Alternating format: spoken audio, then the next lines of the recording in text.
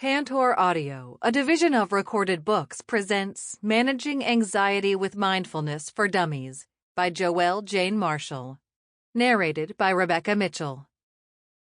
Publisher's Note: in this audio edition, you will hear references to tables present in the print and ebook formats of the book.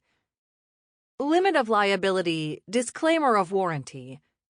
While the publishers and author have used their best efforts in preparing this book, they make no representations or warranties with respect to the accuracy or completeness of the contents of this book, and specifically disclaim any implied warranties of merchantability or fitness for a particular purpose. It is sold on the understanding that the publisher is not engaged in rendering professional services, and neither the publisher nor the author shall be liable for damages arising herefrom.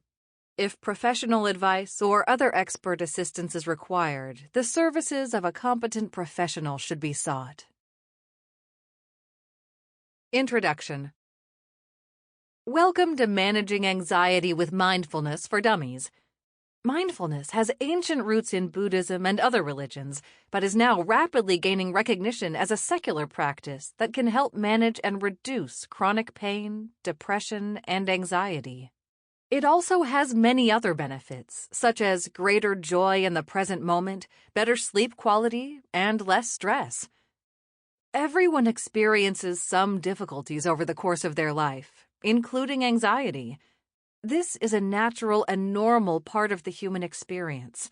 Mindfulness offers a way of managing anxiety in an accepting and balanced way, so that when anxiety does arise, you will be able to realize it and manage it, and watch it evaporate in its own time, without judging or forcing it to move away. Mindfulness also helps you when your life is going well. You live more in the present moment, are more focused and less stressed, are kinder to yourself and those around you, more willing to forgive yourself when you make mistakes, have a greater connection to the world around you, and are more grateful. I've written this book to make managing your anxiety with mindfulness achievable in your life. There are explanations for what anxiety is and why we experience it, and meditations that you can practice in your daily life. Some are short exercises, and some are longer, so even with a busy life, they are easy to slot into a daily routine. About this book. In this book is some theory about anxiety and why we suffer from it, how mindfulness works to help manage it, and a range of different exercises with explanations of how to do them. Mindfulness works best when it is practiced by engaging in the meditations and exercises, so this book is great for not only understanding your own anxiety, but also how to begin to implement mindfulness in your own life. This book can be used as a guide for mindfulness exercises to help manage your anxiety. The informal mindfulness exercises mentioned in the book cover a wide range of common activities and can be done several times a day, while the more formal mindfulness meditations can be completed once or twice a day to get the maximum effects of mindfulness. Anxiety is the main focus of this book, as it looks at the main ways in which you can use mindfulness to overcome anxiety. However, the mindfulness exercises and tips are also useful if you are suffering from depression, stress, or physical health conditions. Mindfulness is also great for improving creativity, allowing yourself to live more fully in the present moment, and improving focus and concentration. It has benefits for everyone, not just those who are trying to manage conditions such as anxiety, stress, or depression. Foolish assumptions. If you have picked this book, I am assuming that you have heard about mindfulness and how it can help anxiety and want to know more. I am assuming that you want to learn a little bit about how the mindfulness exercises can help you. Lastly, I'm assuming that you want to begin to try mindfulness for yourself, formally, informally, or both, which is where this book can help you. You may have anxiety and are looking for a solution. You may be a therapist who is looking to understand more about mindfulness and use it to help your clients. Or you may be a concerned friend, relative, or partner of someone who struggles with anxiety and would like to learn more about mindfulness in order to try and help. Whatever the situation, I hope this book will prove to be a helpful guide. Icons used in this book. I use icons throughout this book to bring different types of information to your attention and to clearly guide you through the book.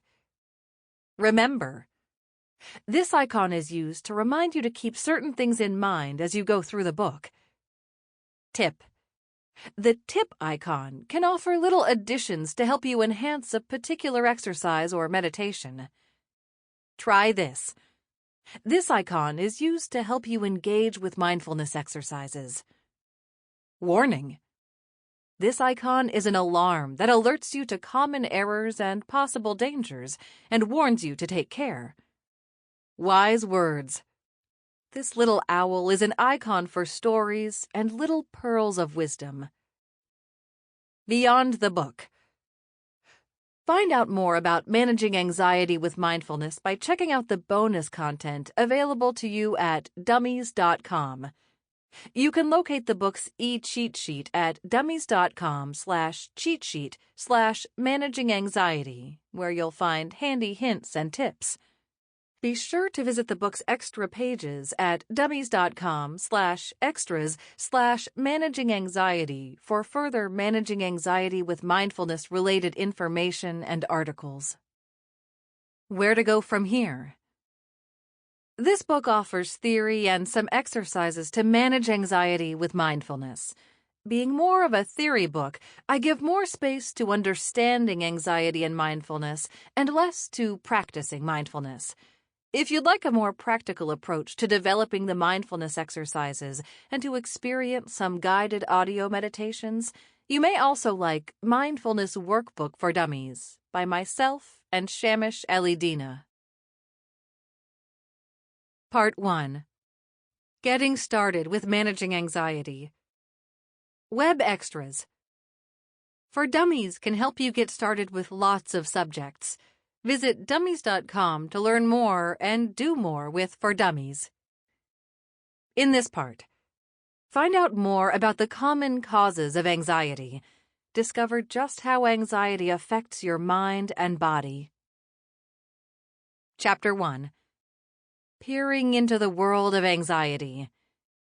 In this chapter, finding out what anxiety is, exploring the effects of anxiety, using mindfulness to tackle anxiety. Anxiety is very common. Everyone experiences some form of anxiety on a day-to-day basis. It can be a helpful emotion, making you focused, alert, and productive, but it can also be incredibly upsetting, uncomfortable, and hard to live with. In this chapter, I describe the nature, experience, and symptoms of anxiety, show how it can affect your body and mind, and help you discern whether your levels of anxiety are severe or normal. I also introduce you to mindfulness, what it involves, and how it can help when battling anxiety, including a short mindfulness exercise for you to try. Comparing fear, excitement, and anxiety. Remember, fear, excitement, and anxiety are all common emotions. All three can conjure the same feelings, but crucial differences exist between them. Fear and excitement can be helpful emotions, whereas anxiety can sometimes result in a lot of discomfort. In this section, I explain the differences between these three feelings. Investigating fear. Fear is a natural emotion, as is anxiety. In fact, fear raises the same feelings that anxiety can, such as alarm or apprehension. The difference is that with fear, these feelings have a reason behind them. Fear is a feeling of terror, distress, or alarm caused by a danger or a threat. For example, you may feel fear when you see a car racing toward you at a great speed, when you're in a situation where you may slip and fall, or when you see a snake. Clarifying the difference between anxiety and excitement. Feeling emotions such as agitation and distress without a just reason is one of the main factors of anxiety. Remember, anxiety is similar to fear, but without any obvious danger. It's a thought focused on something going wrong in the future, and is often a notion that things are worse than they really are.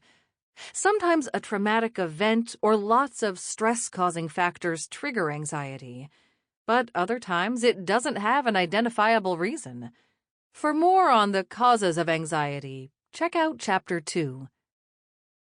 Anxiety is in the present moment, but the reason for it isn't always clear, unlike with fear. Remember, everyone on the planet experiences some level of anxiety at some point. It's a natural part of the human experience. But if you're finding your anxiety difficult to deal with, don't worry. Anxiety can be a very treatable condition. In the physical sense, excitement is very similar to anxiety. If you're excited about something, you may recognize the same physical sensations, such as a fast heartbeat and sweating. Remember, although excitement can arouse the same physical reactions as anxiety, the difference is internal. Feeling excited creates positive thoughts of future or past experiences, conjuring up positive outcomes, such as feelings of happiness connected to your social life. If you're anxious, however, you may be waking up every day with the same sense of dread, but no real reason for it. Perhaps you're avoiding certain social situations or activities, even though you know that doing so is silly. Check out Table 1-1 for a comparison of fear, anxiety, and excitement. Discovering the effect of anxiety on the mind. Remember, the mind expresses anxiety through worry, which often conjures up a collection of images, thoughts, and feelings. One of the main anxiety problems that people experience is uncontrollable, excessive worries about anything, from minor to major things, despite no real threat of danger. Your worries can take the form of several types of disturbing thoughts and feelings, such as the following: thinking that you may lose control, go mad, feeling detached from the world around you, thinking that everyone is watching you and knows that you're anxious, wanting to run away to avoid the situation, visiting the doctor often with irrational worries about your health, for example, thinking that you have cancer or a brain tumor, feeling hypersensitive and hyper-alert to everything around you. As well as the worrying, anxiety can also affect your mind in other ways. Feeling irritable, feeling fearful, lacking the ability to concentrate, needing reassurance desperately, feeling dependent, feeling depressed, losing confidence. Remember, anxiety is provoked by thoughts about fear rather than an immediate danger, and so the meaning that the brain gives the thought is all about perception.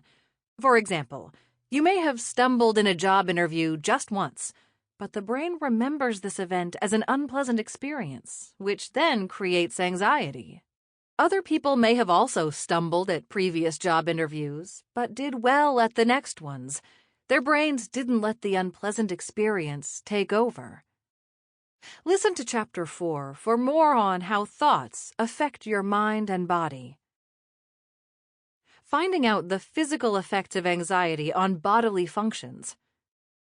As I described in the earlier section, clarifying the difference between anxiety and excitement, the physical effects on the body from anxiety are similar to the effects evoked from fear or excitement: heart pounding, rapid breathing, urgency to use the toilet more often, pins and needles, dizziness, sweating, feeling sick, tense muscles, especially in the chest area, dry mouth, headaches. Chapters 3 and 5 describe how mindfulness meditations can ease your physical health. Understanding the fight or flight response. The fight or flight response goes back to the days of cave dwellers and is the body's natural reaction to danger. A researcher called Walter B. Cannon discovered in 1915 that animals experience physical changes when confronted with danger. He found that the increases in blood pressure, secretion of powerful hormones, and other physical and psychological changes prepare the animal to fight or flight.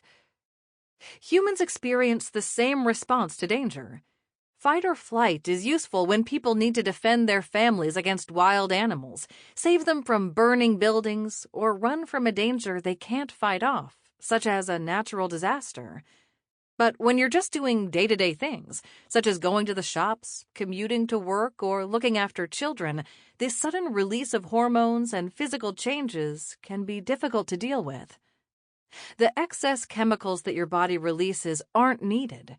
As a result, the decreased carbon dioxide level in your lungs and blood can make you feel dizzy or faint, causing you to hyperventilate, which is when a panic attack can occur. Exploring why thinking negatively is a natural human trait. Your brain is more likely to think negatively rather than positively for one simple reason: survival. If people thought positively all the time, they wouldn't have a natural awareness to danger, and the human race wouldn't have survived. If cave dwellers had just chilled out all the time, enjoying their cave paintings without a care in the world, the chances are that they'd have been killed and eaten by wild animals pretty quickly. Remember, as a result, the brain is naturally wired to think more negatively than positively, and people are more likely to remember negative events than positive ones. The brain is also very quick at trying to create patterns, even if it has little evidence. It's your brain's way of protecting you from danger. The human nervous system is nervous. Remember, imagine that you stumbled during a work presentation a couple of times in the past, mixing up your notes, spilling your coffee, and generally coming across like Mr. Bean. The brain remembers these embarrassing events and creates a pattern for you, telling you that every time you have a work presentation, you'll mess up again. Or say that you've had 2 bad relationship experiences. Your brain can now tell you that all members of the opposite sex are useless. But you're no longer a cave dweller. You don't need this pattern of negative thinking because danger is no longer as imminent as it was thousands of years ago. With no real threat of present danger, these patterns can result in anxiety. What used to be a saber-toothed tiger is now more likely to be a paper tiger. It's noteworthy to learn that humans can turn on the stress response by their thoughts alone, which can have the same measurable effects as any threatening stressor in the environment. Recognizing whether your anxiety is normal or severe. Anxiety of some degree affects everyone at some point. In general, anxiety comes in 2 levels: mild or everyday. For example, being worried about an upcoming exam, work presentation, or a medical test. Severe or excessive. For example, chronic worrying with no real reason that severely affects your life, and having difficulty remembering the last time you felt relaxed. I help you discover your personal anxiety levels in Chapter 10. Suffering from excessive anxiety. High anxiety levels can be very unhelpful, interfering with your daily life and function. Here are some attributes of high or excessive anxiety. Doesn't have a known reason, or only a very vague one. Very intense, well beyond everyday anxiety. Lasts much longer than everyday anxiety, perhaps weeks or months. Has an unfavorable impact on living, perhaps leading to unhelpful and addictive behaviors, such as consuming drugs or alcohol, avoidance or withdrawal as ways of coping.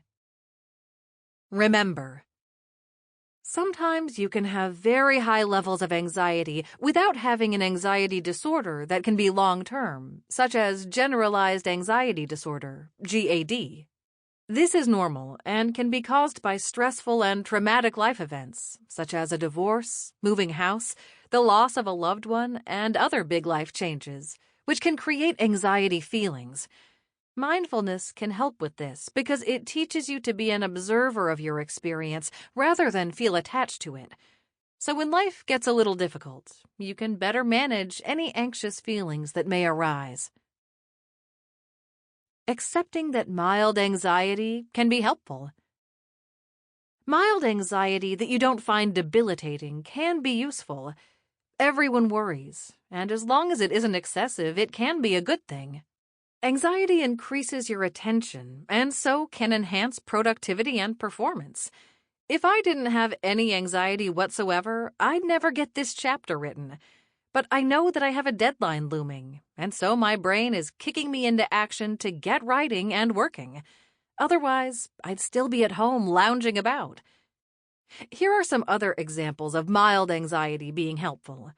Just before you go to speak in public, before you participate in any competitive sport, before you take an exam, and before you hand in an important piece of work for a qualification or a work presentation.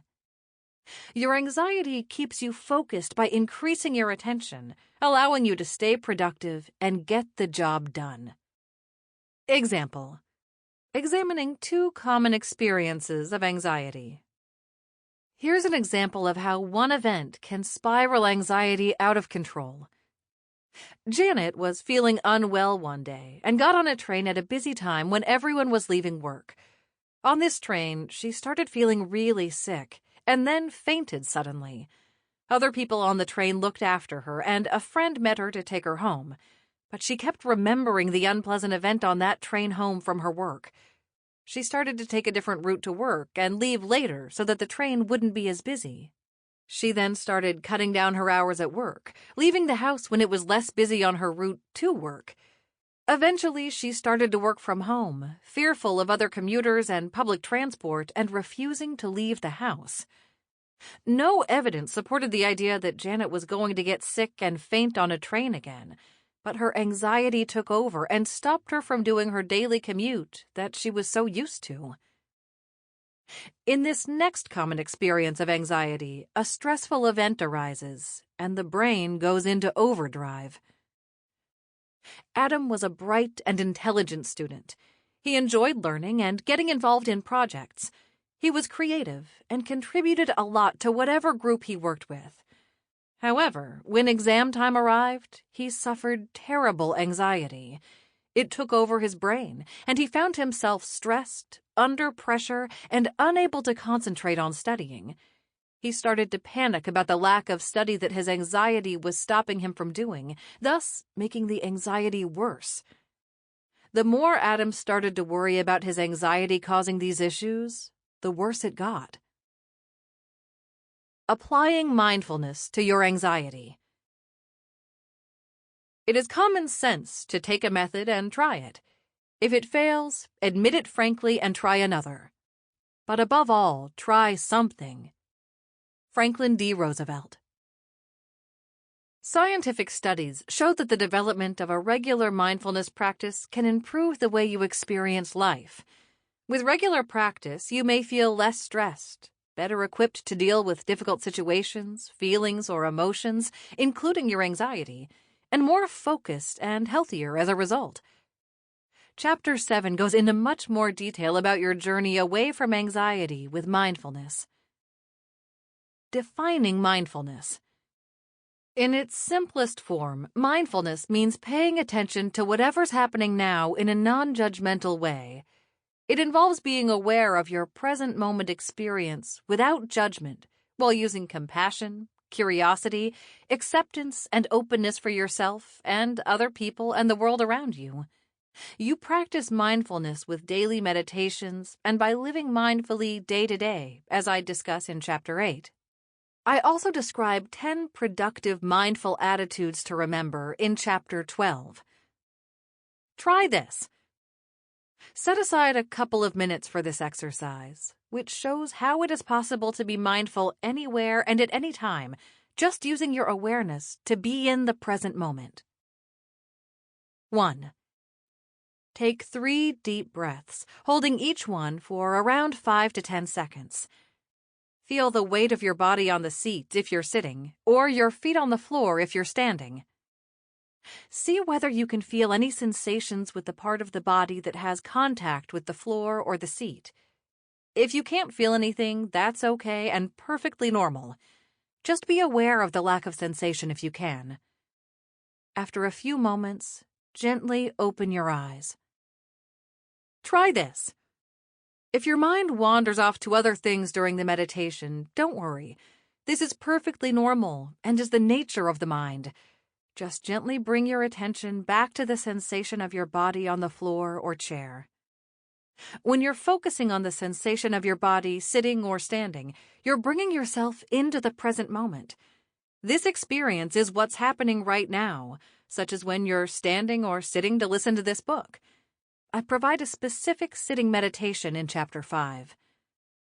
Mindfulness sounds simple in theory, but the tricky bit in practice is trying not to react automatically. You may be self-critical when you first start practicing, but that's quite usual. For suggestions on staying motivated, flip to Chapter 9. Remember, mindfulness isn't a new concept, but it's rapidly gaining popularity in the Western world of psychology. Many people associate mindfulness with Buddhism, but it also has roots in Hinduism and other religions. You don't have to be religious to practice mindfulness. It's accessible to all, religious, agnostic, or atheist. Discovering how mindfulness can help your anxiety. Mindfulness can help reduce your anxiety in a number of ways. Moving toward your feelings rather than avoiding them. If you're suffering from anxiety, the likelihood is that you try to avoid your feelings. This response is normal because you're trying to protect yourself from unpleasant feelings. But doing it can further increase your anxiety because avoidance comes from a place of fear that also creates anxious feelings. Mindfulness shows you how to approach and accept your feelings bit by bit, thus creating a healthier relationship with your anxiety. Refusing the notion that you're just your anxiety. You may believe that your anxiety has control over and is a part of you. Mindfulness shows you how to observe thoughts, feelings, and emotions without identifying with them. Therefore, it shows you that you aren't your anxiety. When you separate from the feelings, you can observe them arising and possibly disappearing too. Being aware of unhelpful automatic thoughts. When you become mindful, you start to become aware of unhelpful thought patterns that do nothing to serve you in a positive way. When you notice these patterns, you can shift your attention to something else, such as focusing on your breathing, the sensation in your feet, or the task at hand. Withstanding difficult physical sensations or emotions. When you practice mindfulness regularly, you become better at simply being with difficult experiences without reacting to them. When you become able to sit with your anxiety in this way, you're less likely to make the feeling worse. Giving you back a sense of control. Mindfulness allows you a moment of choice about how you react to a feeling. As a result, you begin to feel in control, which can positively reduce your anxiety. For 10 quick meditations for anxiety, turn to Chapter 11. Positive mindfulness research. Positive research shows that mindfulness is useful for tackling anxiety. Researchers held an 8-week mindfulness course for a small group of patients with generalized anxiety disorder, GAD. This is a long-term condition that causes excessive anxiety across a wide number of situations and issues, rather than being linked to a specific event. Researchers found significant reductions in anxiety and panic immediately after the course, after 3 months, and even after 3 years. Many of the patients continued to practice mindfulness, finding it helpful. Another interesting form of therapy that uses mindfulness is called ACT. Acceptance and commitment therapy. Developed in the 1980s, research seems to show that ACT is effective for a range of disorders, including, but not limited to, social anxiety, depression, and obsessive-compulsive disorder, OCD, borderline personality disorder, workplace stress, chronic pain, weight control, diabetes management, and stopping smoking. ACT helps you accept what's out of your personal control and commit to action that improves your life. As follows: using mindfulness skills to deal with difficult thoughts and emotions, helping you determine your values, discovering what's truly important to you. Sample complete. Ready to continue?